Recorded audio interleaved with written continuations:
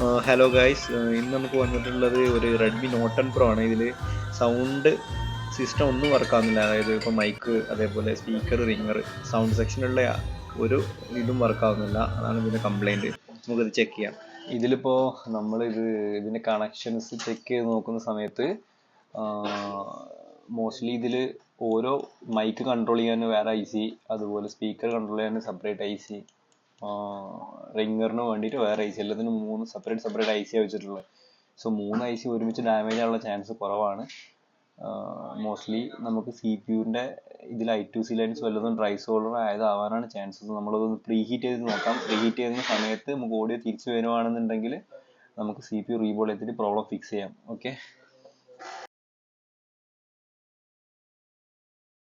Hello hello hello hello hello hello that means problem with C P U നമുക്ക് pain മനസ്സിലാക്കാം.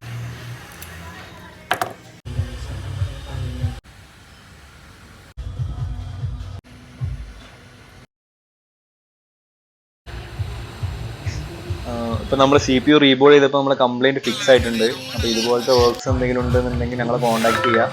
ഞങ്ങളെ shop വരുന്നത് മാരുതി നഗർ, മടിവാള.